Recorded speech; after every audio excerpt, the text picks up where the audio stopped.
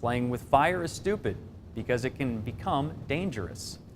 The trade war between the U.S. and China has intensified. Earlier this week, the Trump administration announced new tariffs against China, and Beijing is planning to hit back.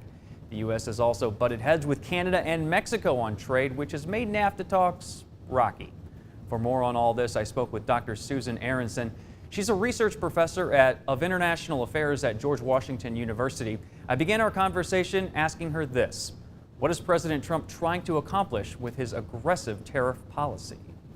It's not clear, right? Not only is the strategy quite, shall we call it abusive, unilateral, and dramatic, perhaps radical. You know, he has not made clear how tariffs can deal with the problem of China has rules that require foreign investors to invest in tandem with a Chinese company if they want to produce in China. China has a strong system of industrial policies focused on encouraging smart manufacturing, a new approach to manufacturing built on data. And, you know, the president wants to alter the trade deficit with China. But I don't see how tariffs can do that, because it seems to me the real problem is China has a long-term strategic vision.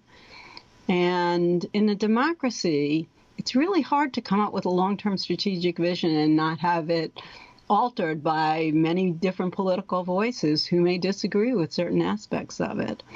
So, but that is what the United States needs if we want to compete effectively with China in everything from artificial intelligence to the Internet of Things. Are there any past examples of something similar to President Trump's approach working? No.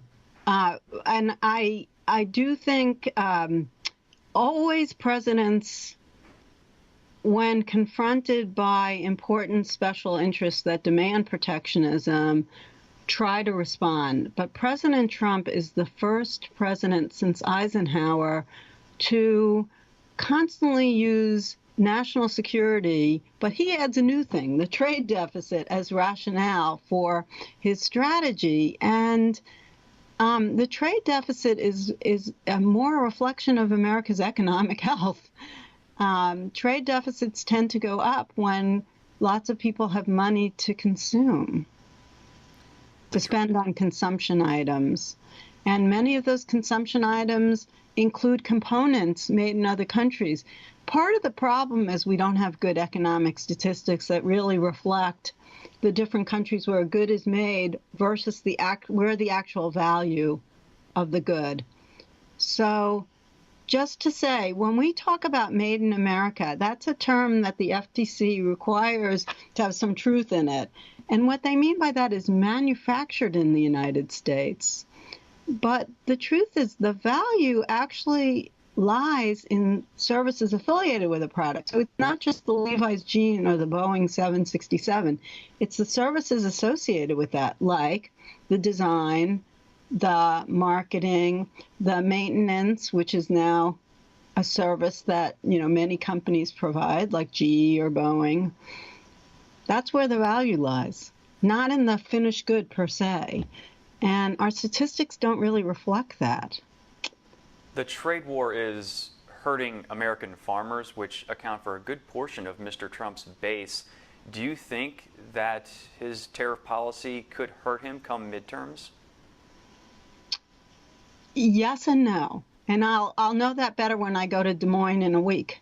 But in general, I think while farmers and small business are increasingly complaining, and obviously large businesses have been adamant in saying, please don't do this, I do think many of his voters are being patient with him because they believe protectionism works and that something needs to be done. The problem is there's a real lack of logic in this approach, because protectionism begets protectionism. That's thing one. But also, how can tariffs address an industrial policy or intellectual property theft?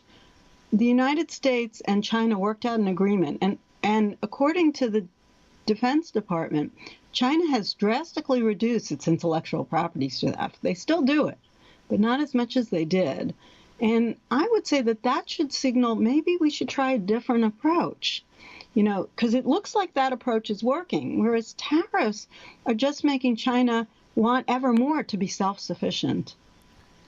In addition to the trade dispute with China, President Trump has used tariffs against a bunch of other countries, namely the U.S., or namely Mexico and Canada.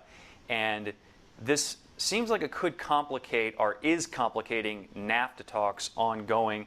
Do you think that's the case, and how so? Oh my God, yes.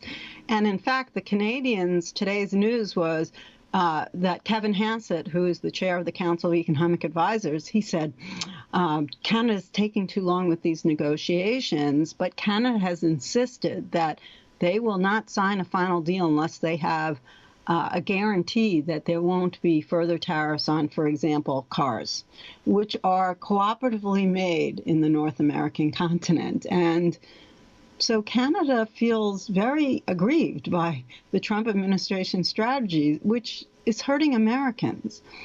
But Trump believes, and I understand this, that bullying, the use of tariffs is an effective form of bullying.